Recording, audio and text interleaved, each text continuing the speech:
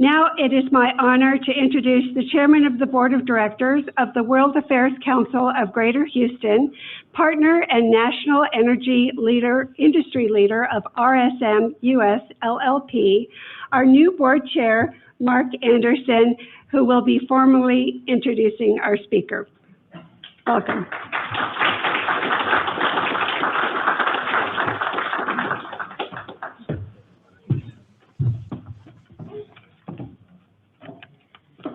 Good evening to everybody. I guess I pulled a short straw on being the chairman for the next 2 years, but I'm very excited about it. Been involved with the World Affairs Council for about 15, 20 years when Alan Crane was still around at the helm of that. So learned a lot, and I got big shoes to fit in, but I will do my best. But anyway, less about me and more about our great speaker this evening, who I've met actually a couple of times when he's been to Houston over the last 5, 10 years. So a little less about me, a little bit more about Secretary Gates. So welcome. A little bit of background. Secretary Gates served as our nation's 22nd Secretary of Defense under Presidents George W. Bush and Barack Obama. Secretary Gates also served as the nation's 15th Director of the CIA under President George H.W. Bush. A member of the National Security Council staff in 4 administrations, that's quite impressive, and served 8 presidents representing multiple political parties. Secretary Gates was president of Texas A&M. I presume we probably have some Aggies here in the crowd, and certainly, oh, there you go. There you go. You're at home, Secretary Gates. I can guarantee you that. Anyway, he served as president from 2002 to 2006. Is currently the Chancellor of the College of William and Mary, was National President of the Boy Scouts for many years, 2014 to 2016, and certainly has also served on many corporate boards. In 2018, Secretary Gates became Chairman of the Eisenhower Fellowships, which is also very impressive. In his spare time, and I added that to the script that I was provided, he obviously is writing quite a few books. We're obviously going to hear about one today, but in addition, he's a best-selling author of Duty, Memoirs of a Secretary at War, and another one, A Passion for Leadership, Lessons on Change and Reform for 50 Years of Public Service. So Secretary Gates, thank you for all the service that you have done to this great nation here. I, and on behalf of the World Affairs Council, are certainly honored to hear from you this evening. Thank you for attending today. And with that, welcome Secretary Gates. We look forward to it and have a wonderful evening.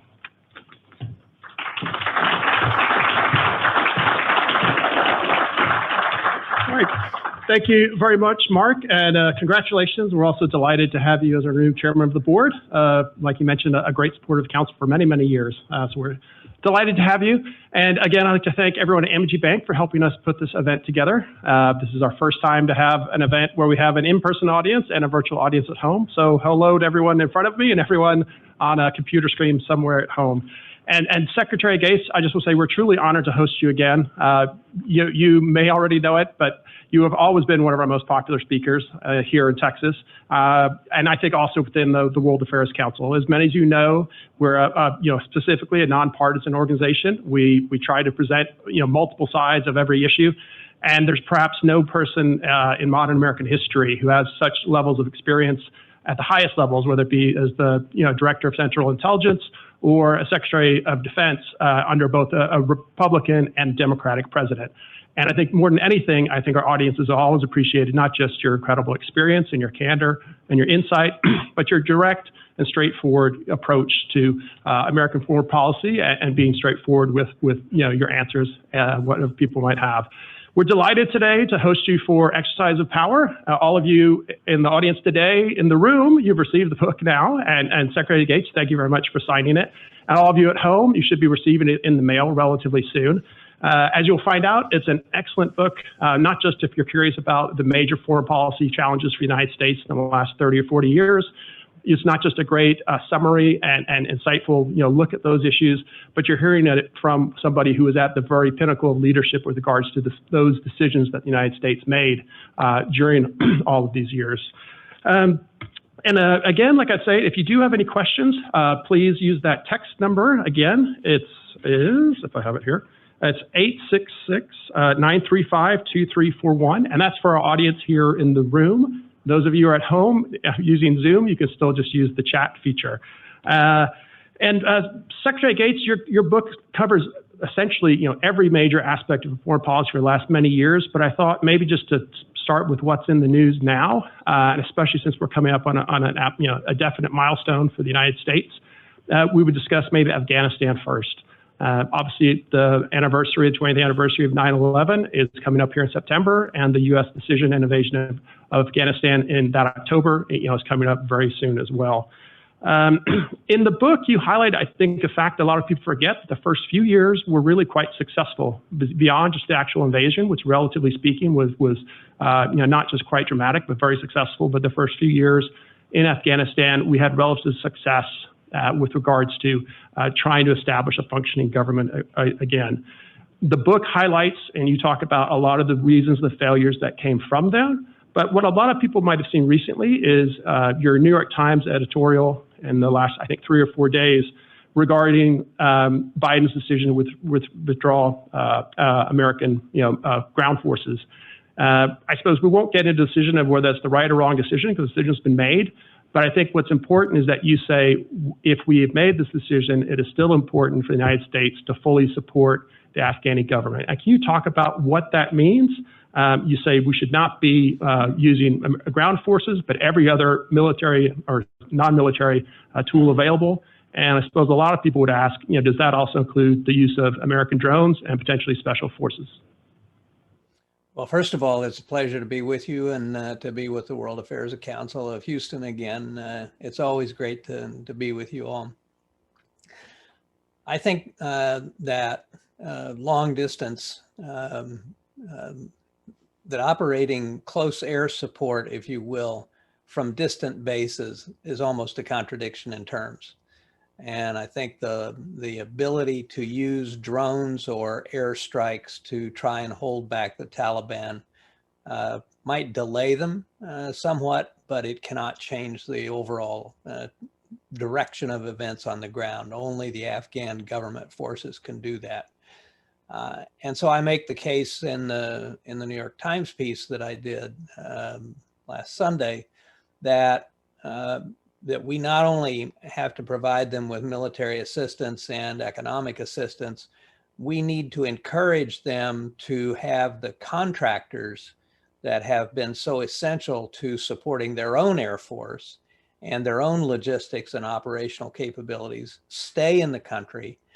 We need to be willing to pay for that, and we need to be willing to pay for private contractors, private security to protect those contractors, because without the logistical support that we've helped them develop, and without their own air power, I think that the consequences of our withdrawal will simply lead to a Taliban takeover sooner or later, and without those capabilities, probably sooner.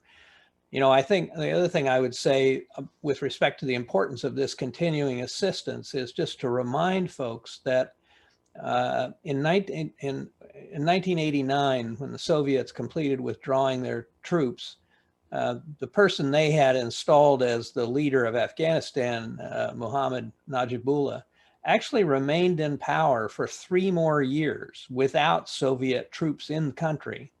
And he did so because of a continuing flow of economic and military assistance from the Soviet Union. But when the Soviet Union collapsed and that flow of support stopped, his government collapsed. So I think that there is some evidence from that historical precedent that if we do provide appropriate assistance, economic and military support without ground troops, that the prospects for this government are better than they would be otherwise. And what would you say to people who are concerned that, unlike 20 years ago, whether it's Al Qaeda or ISIS or any other, terrorist organization, they're no longer in a handful of countries. They're spread across dozens of countries, not just across the Muslim world, but much of the world beyond that. What would you say to people who would say, well, at a certain point, could they establish a base in another failed or failing state, whether it's Mali or Yemen or Somalia?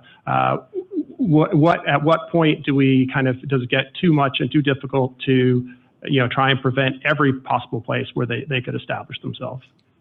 Well, first of all, I think we've had a pretty extraordinary run of success in keeping these terrorist groups from attacking American targets, and particularly targets here at home.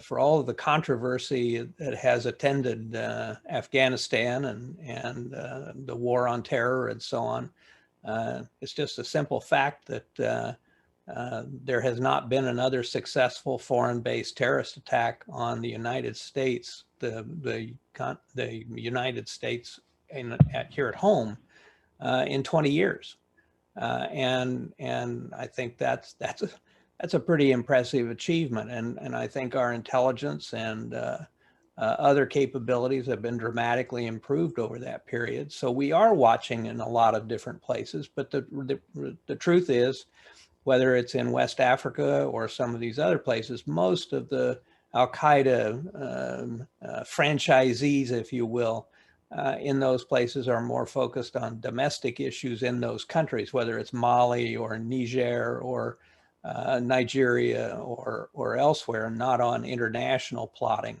I think that the real concern that I have and that others have is that if the Taliban fully to power in Afghanistan, I don't think they're in any mood for compromise, and they've certainly never disavowed Al-Qaeda.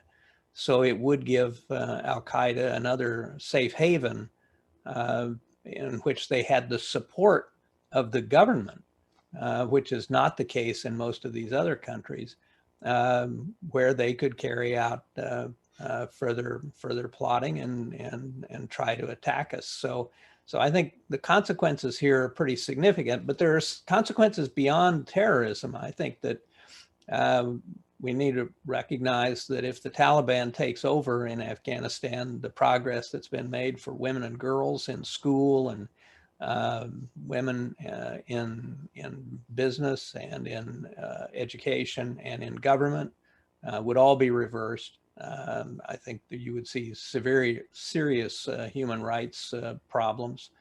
But it also offers an opportunity to other countries like China that has a contract for the biggest copper mine in Afghanistan. They're interested. We did a geological survey, the Pentagon supported one back in the 2000s, and we figured there's about $1.5 trillion worth of precious metals and rare earth metals and other ores in Afghanistan if you have the security situation to be able to exploit them. And Afghanistan would be a convenient piece of the Belt and Road project for the Chinese as well. And and some say the Taliban would moderate their policies because of the need for international recognition and economic assistance and so on if they took over.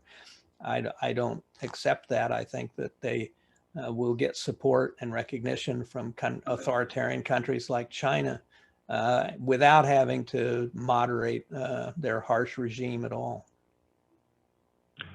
And lastly, an issue that's been an issue, well before even 9/11. In the book, you detail, the fact that the American intelligence community was tracking Osama bin Laden, and also we made efforts to kill him, well before 9/11. Weren't successful.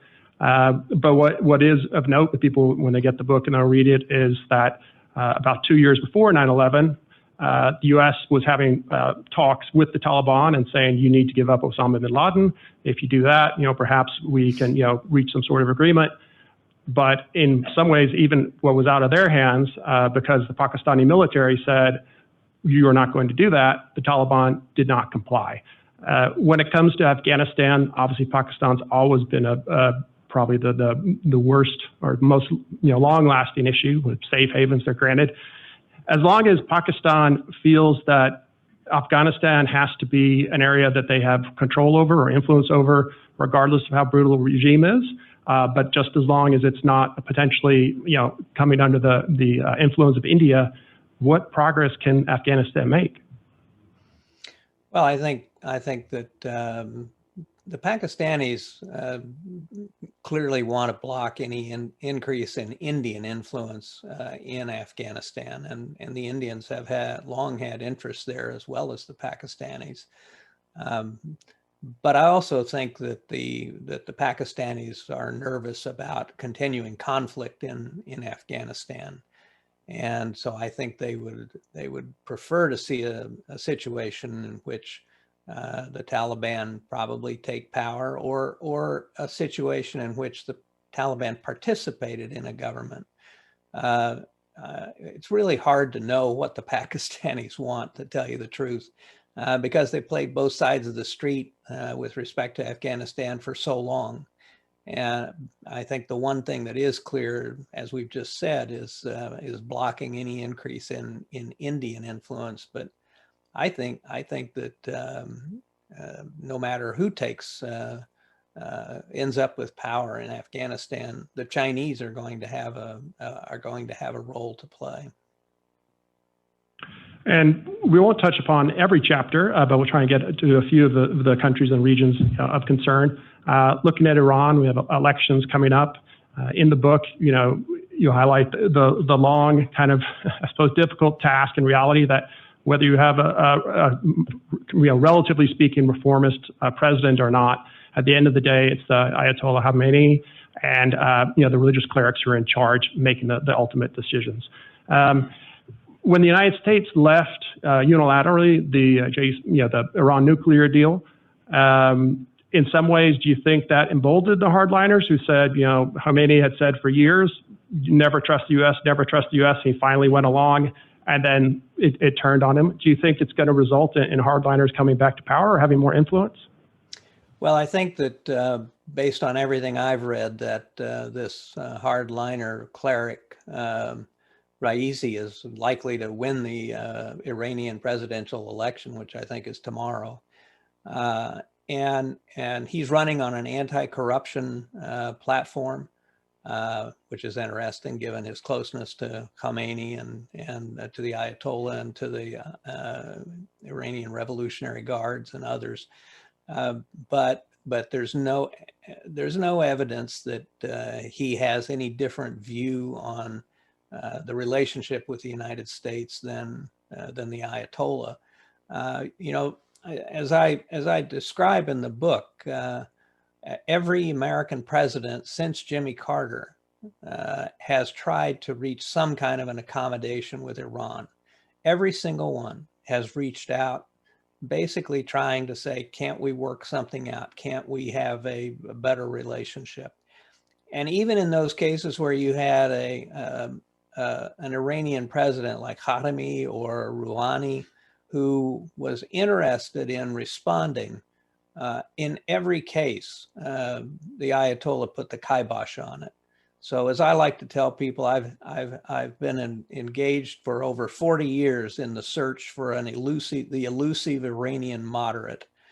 And the truth is, I think that those who are calling the shots are not moderate toward the United States. And frankly, I regardless of what you think about walking away from the JCPOA, the 2015 agreement, I think it would be a big mistake simply to renew that agreement on the terms that were established in 2015. Because first of all, half the tenure of the agreement has already passed.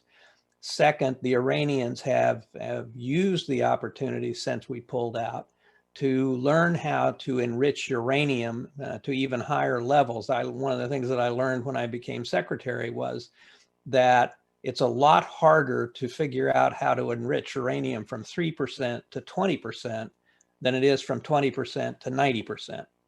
And so they've made a significant, as they've enriched to 60%, they've made a significant technological advance. So their ability to move to a nuclear weapon has been, I think, accelerated.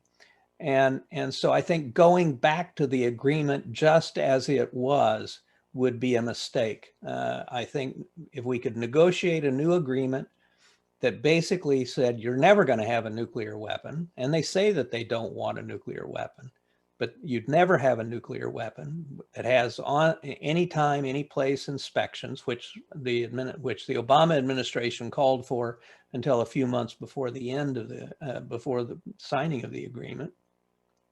And if we were able to do something about their ballistic missiles, which is the primary concern to most of the nations in the region, if we could get a new agreement that addressed all three of those things, then I think certainly an agreement is worth having. But I think to go back to the agreement that as it was negotiated in 2015 would be a mistake. Now, I was heartened at the beginning of the Biden administration when Secretary Blinken said that they were looking to lengthen and strengthen the agreement.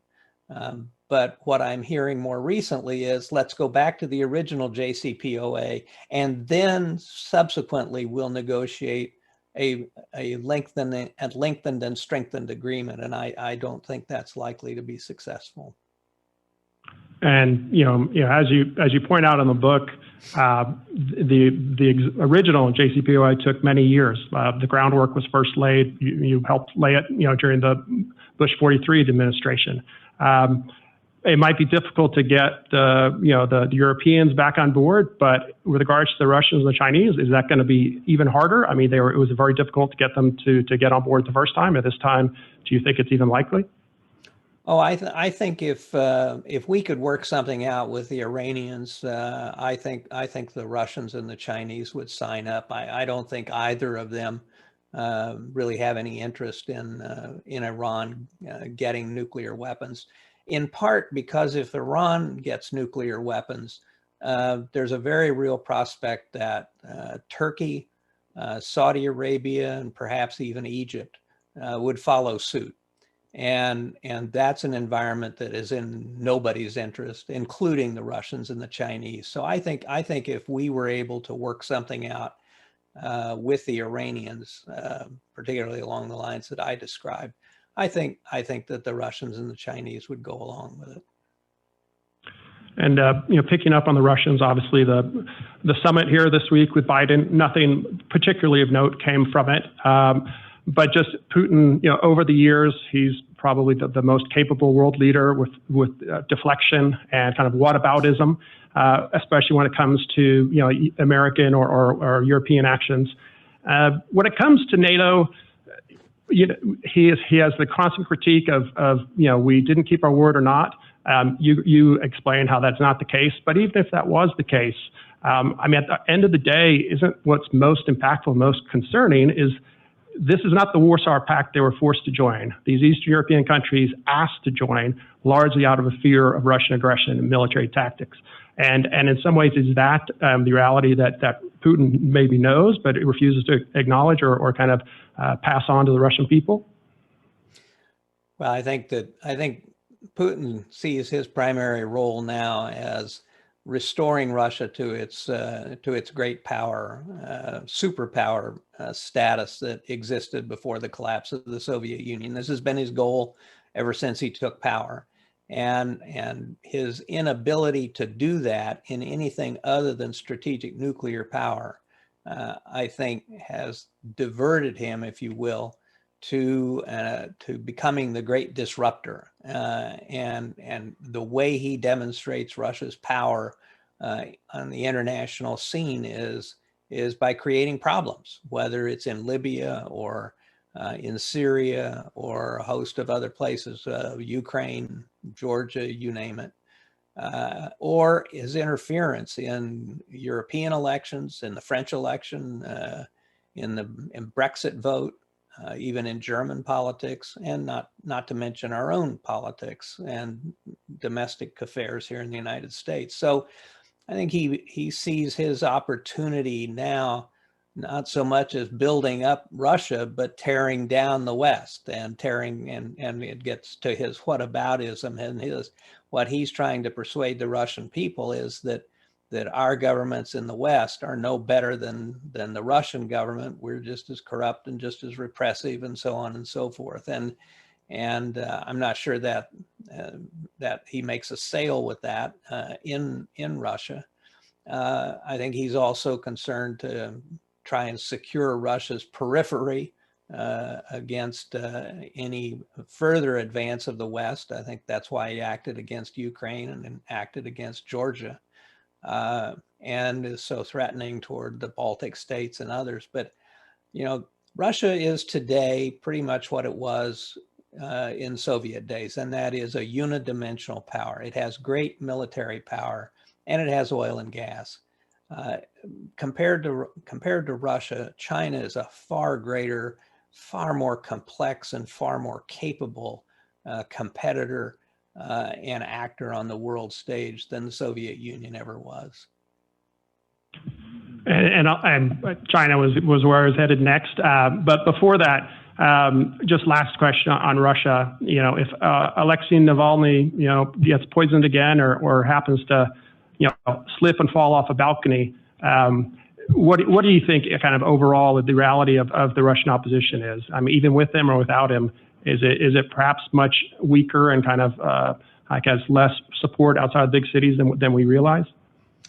I think the Russian opposition has basically been dramatically hampered and perhaps disarmed, if you will, by Putin's repression. And because it's not just Navalny that's in jail, it's anybody who wants to be an opponent of Putin's. After all, the other dissident leader, Boris Nemtsov, was shot to death on a bridge outside the Kremlin a few years ago. So as the reporter said in the press conference yesterday, or asked, you know, anyone who decides to oppose or be a political opponent of Putin ends up dead or poisoned or in prison. And mantled the position by declaring a extremist group, Navalny's party and organization. He's declared an extremist group, outlawed. So anyone who supports it is potentially going to be sent to jail. So I think he's made it very difficult for, if not impossible, for the opposition to organize. Now, that doesn't mean that all those in Russia who are opposed to his rule will go away. It's just that they're repressed, and they're very much like I think that people in Hong Kong and people in other places that, you know, in Iran. Just because they're repressed doesn't mean that their opposition has disappeared, but they have no vehicle with which to express it that doesn't end up with them being hurt or in jail. And so I think there's got to be a level of unhappiness and unrest in Russia with the current regime, but at this point, there is no means for it to be expressed without great danger.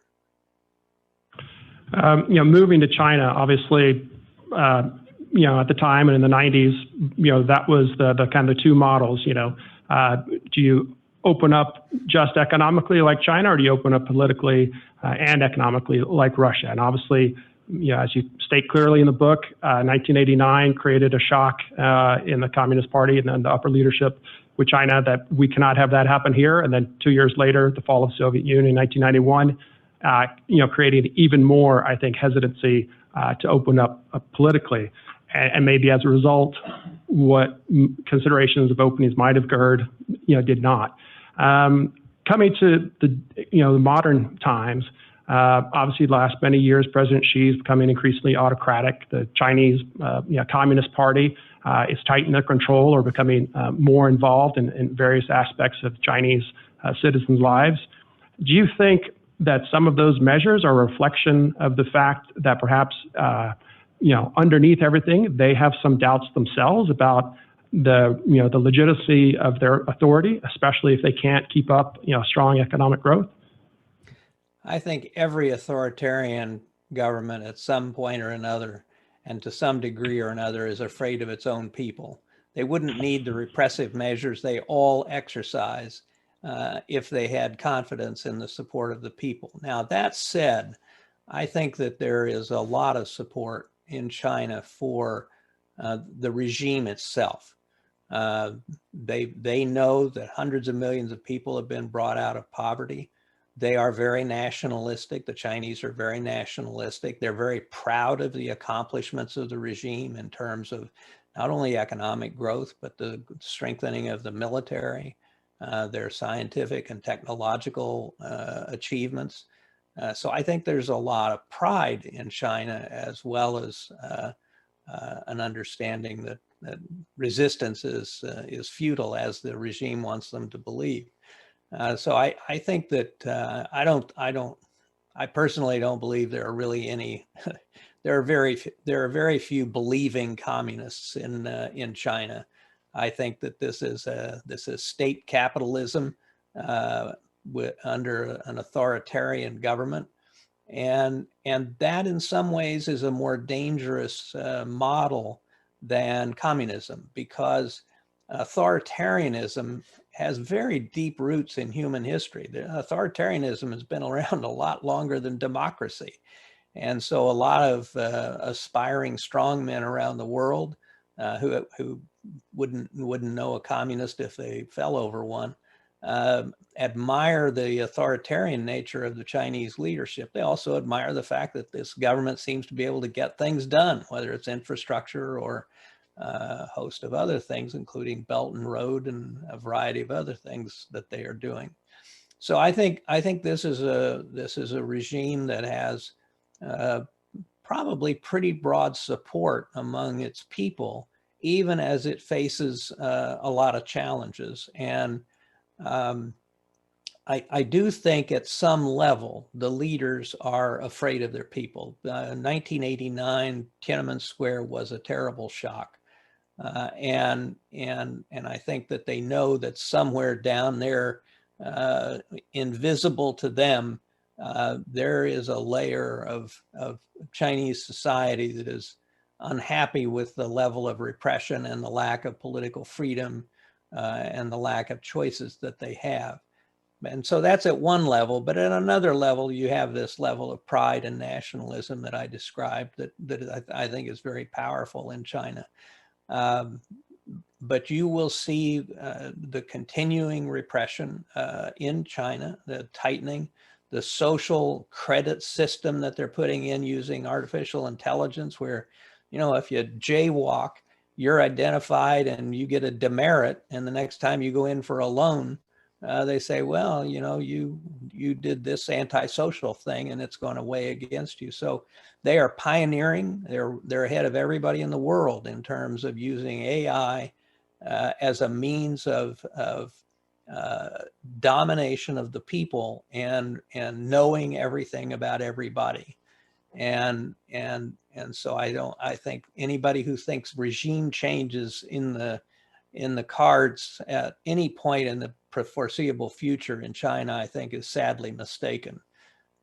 This is going to be a serious challenge for the United States over a very long period of time. And I want to say, personally, for me, one of the most interesting, one of my favorite chapters was one that was a positive success story. I think the United States, we've had some difficult challenges in foreign policy the last 20, 30 years.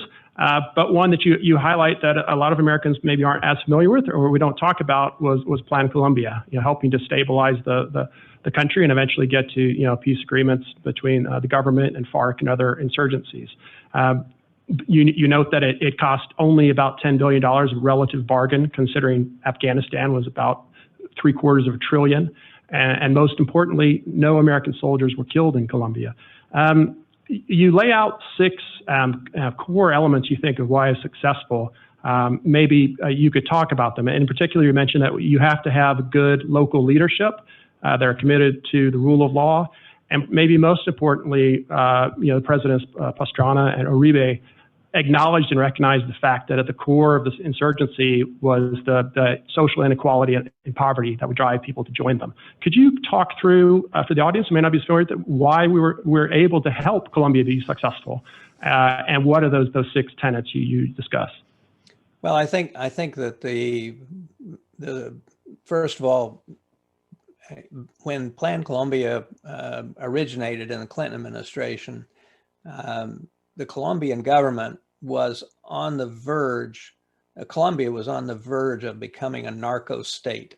of not only corruption, but the drug trade had become so powerful that the government itself was threatened, and the government was threatened also by by particularly the leftist insurgency, the FARC.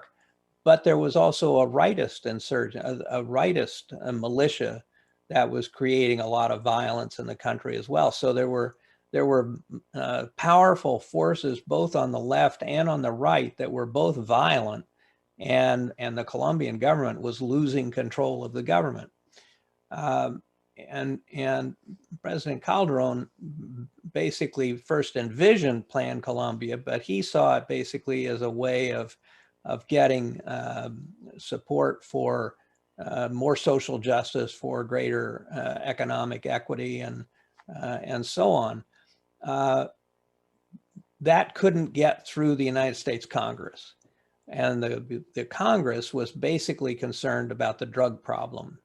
And so Plan Colombia basically evolved over time from purely sort of social justice under Calderon to, under President Uribe, an American effort to try and help the Colombians deal with the drug cartels and bring and get control of and push back the strength of the cartels and their allies, often their allies, the FARC, the left-wing insurgency. What evolved over time was really an American support for a Colombian effort to bring the FARC under control and also to disarm the right-wing militias, which Uribe did. And what made our effort successful was, first of all, it was run by the State Department. Our collaboration with the Colombians was managed by the State Department, not by the Department of Defense. Another thing that contributed to success was the Congress asserted itself and said there could be no more than 400 American military advisors and 400 contractors. They finally upped that several years later to 800, but the point was there was a cap on the number of American military who could be there. And so the job of actually doing the fighting, of being out in the jungles and so on, fell primarily to the Colombian forces. We trained them and we sold them equipment and so on, but this was basically Colombia's fight. Another thing that helped us was that Colombia had institutions and an institutional democracy that was important. It had been weakened and those institutions were weak, but there was something to build on there. Another part of the program was that there was a big investment by other agencies of the United States government, the Department of Justice, the Department of Agriculture. Other departments of the government were very much involved under the overall leadership of the State Department in trying to address some of the social problems and the weakness of the judicial system. The United States trained thousands of judges and lawyers to establish a more independent court system.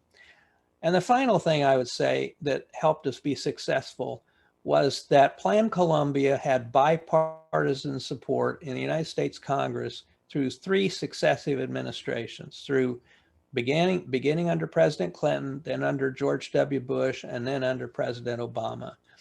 And our ability to sustain this effort over a 10-year period, as you said, for $10 billion, really made a huge difference. Now, Colombia's backslid some, and I think partly because the government hasn't fulfilled all of its commitments. And obviously the insurgency next door, the problems next door in Venezuela haven't helped.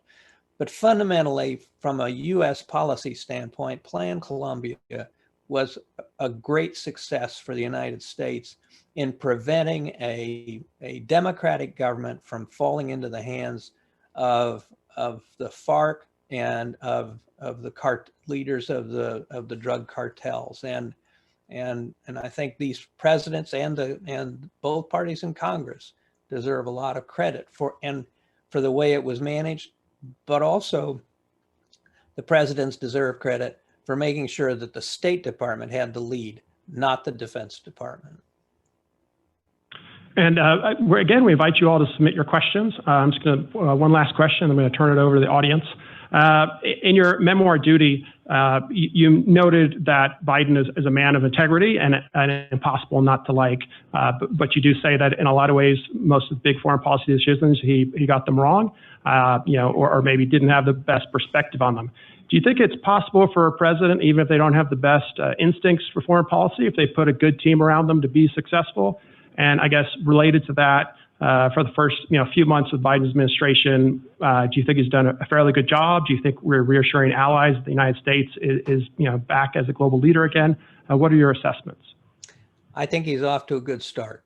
I think that the right messages have been sent to China. The right messages have been sent to Russia, particularly given this week's summit.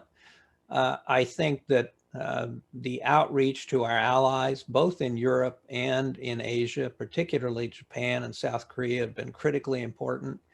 I write in the book that one of our unique assets in this contest that we're in with China, and a unique asset we have is alliances. The Chinese, neither the Chinese nor the Russians have any allies. They have clients, but they don't have allies. And our allies are a very important adjunct to our own power. And I like to make the point, we had these economic negotiations with the Chinese over intellectual property, over joint ventures, over investments and so on. But just think, and tariffs and so on, but just think, it's been us on one side of the table and Chinese on the other side of the table. Just think how much more powerful our position would be if on our side of the table, we also had Japan and the EU and Australia and India and so on, and all of us saying, if you want to participate in the global economy, you've got to protect intellectual property.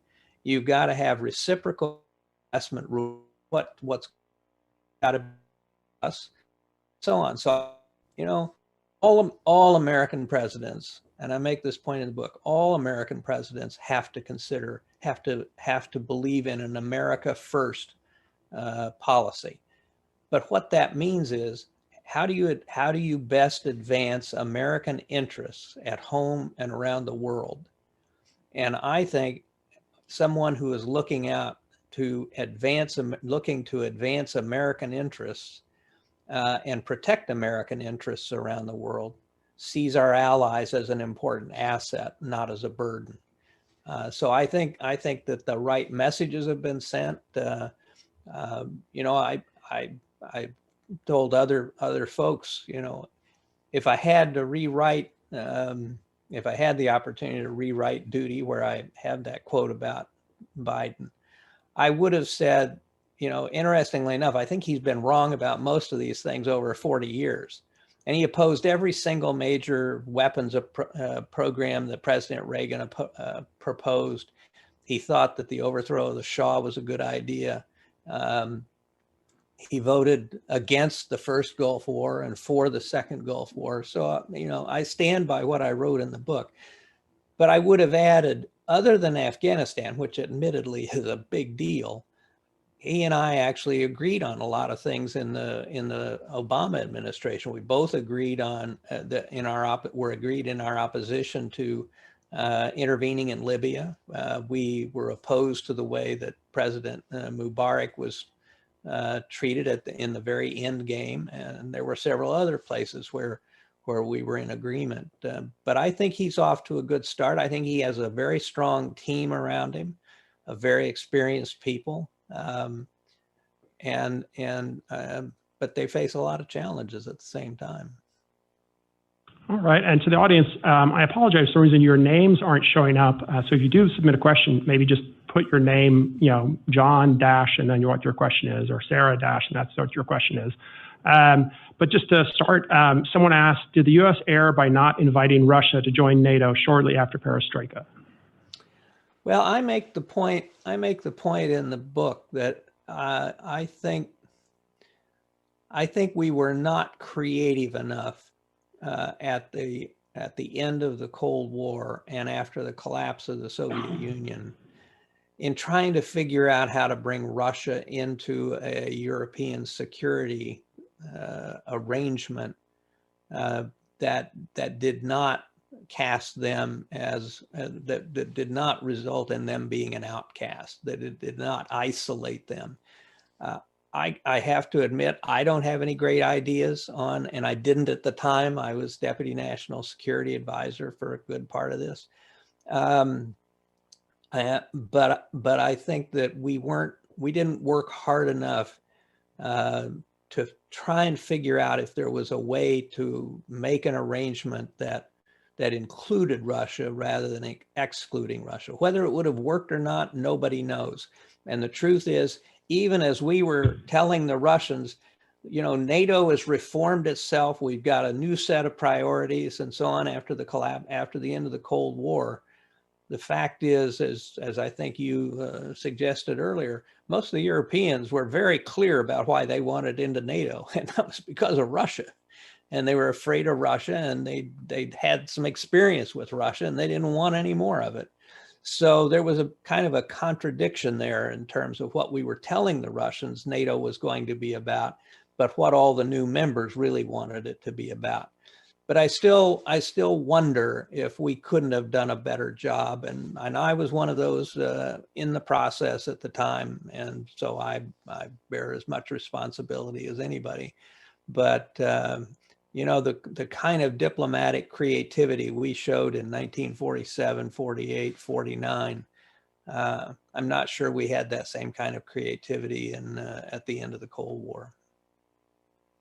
All right. Another good question. You know, what are your thoughts on if Hamas's behavior might change towards Israel given the recent Israeli and U.S. administration changes? I don't think Hamas is going to change its stripes in the slightest. It is a pillar of their program to have for the destruction of Israel. It's a fundamental difference between them and the West Bank Palestinians. And frankly, I think the prospects for any deal, any two-state deal, are very, very slim, particularly as long as the Palestinians are split between the West Bank and the West Bankers and the Fatah and Hamas and Gaza. There's just two very different approaches to how to deal with Israel. Okay, and Vinod asked a great question. How has technology changed how world affairs developed and are managed? And what are the opportunities and challenges there? Well, I think that you know, that's probably a several hour answer, but I'll focus on one piece where I think technology is having and will have an even greater impact, and that's cyber. I think, and I write in the book, cyber is, I think, the most dangerous weapon in the world. It is also the most versatile because it can be used for political ends. It can be used for economic reasons, for economic purposes, and it certainly can be used for military purposes. It can be used to disarm weapons. It can be used to redirect weapons. It can be used to neutralize weapons. In addition to all of what we've already seen in the political and the economic arena. It's also a problem in terms of attribution. If you're going to retaliate in a strong way, you want very definite, unambiguous intelligence or proof of who launched the attack. And we can get that over time, but it takes time. It's very rare that you can get solid evidence of attribution very quickly, and especially if they do things like the Russians did with solar winds, where you actually are operating it out of servers in the United States. So that's another piece of the problem. Another problem is, how do you retaliate? When I became secretary, very quickly after I became secretary, I asked the general counsel of the Department of Defense, I said, give me a memo that tells me what level of cyber attack would warrant a military retaliation. When I left the job 4.5 years later, I was still waiting for that memo. So knowing when, at what level you should retaliate and how you retaliate is another piece of the problem. I think that the approach that President Biden took with Putin actually could be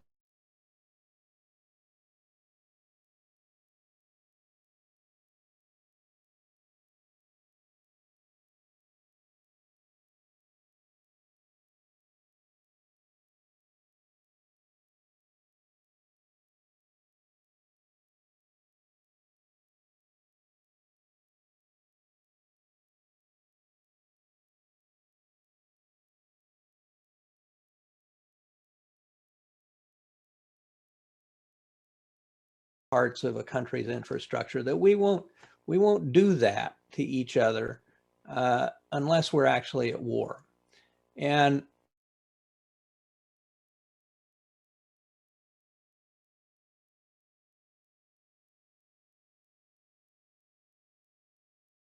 at this,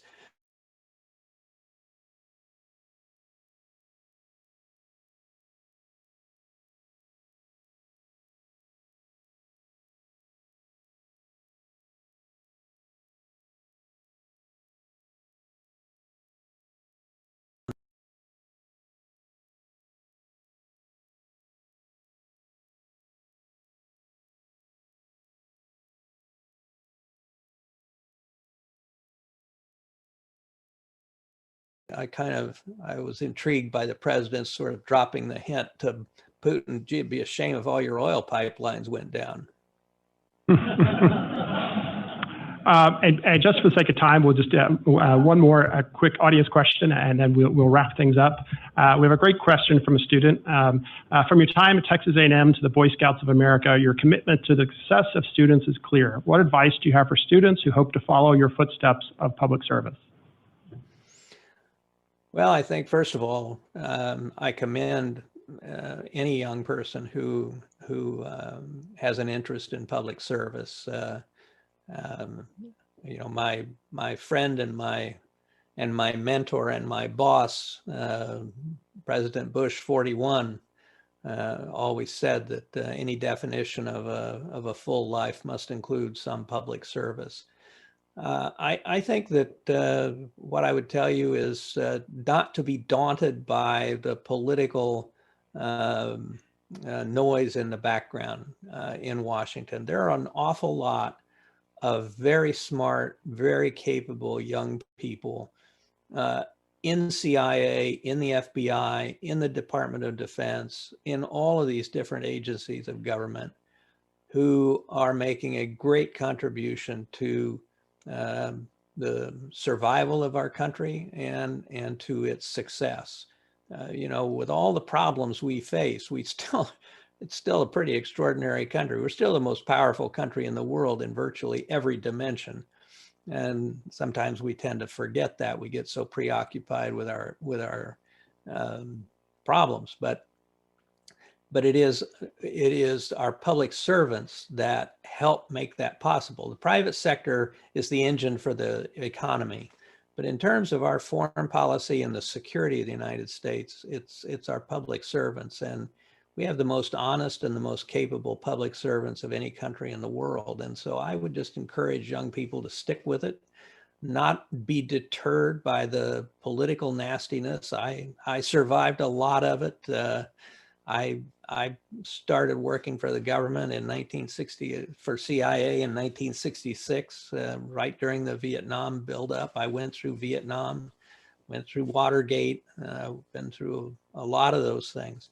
And yet we kept rolling along. So I just don't get distracted and don't be discouraged by the sad level of political dialogue in this country today, because you have a great contribution to make, and I hope you make it.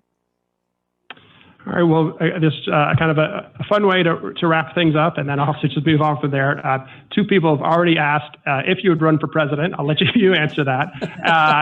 And then beyond that, Secretary Gates, what would you like us all to take away from this? You know, from your book, from your decades of experience in service to the country, what would you like people to focus upon? You know, what's most important in the United States and what we need to focus on going forward? Well, with respect to the first question, I would tell you that I've been married for 54 years, and if I were to announce that I was entering politics, there would never be a 55th anniversary. I think that the main takeaway from the book is, first of all, if there is to be any kind of a rules-based order in the world, if we are to have anything other than might makes right, it's going to be organized and managed by the United States, because no other country is trusted the way we are. With all the problems we have, with all the controversies, with all the criticism from abroad of this country, the fact is no other country has the convening power we have to bring nations together to try and address problems and to try and make sure that the world stays peaceful for a competition among nations in every dimension.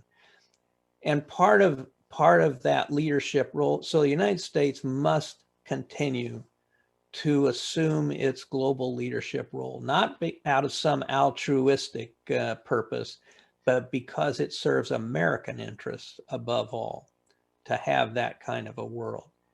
And then the final point I would make is, and really one of the thrust of the book, is that as part of that leadership, we need to consider the use of our military as a last resort. And we need to strengthen the non-military instruments of our power that ironically were so valuable, in fact, essential in our success in the Cold War. In the Cold War took place against the backdrop of the greatest arms race in the history of the world. But because a military confrontation between the United States and the Soviet Union would have been catastrophic, apocalyptic, that struggle was fought out with non-military means: strategic communications, economics, science, technology, culture, ideology, education, alliances. These are all asset instrument power that the United States used in being successful in the Cold War. We are going to need to renew, revitalize, and properly fund those non-military assets if we are going to compete successfully with China in the future. Well, Secretary Gates, on behalf of all of our audience here in person and online from the World Affairs Council of Greater Houston, I want to say thank you so much. It's truly an honor to host you again, and thank you so much for your decades of service to the country. And hopefully the next time we see you, it'll be in person. Thank you very much. Thank you very much.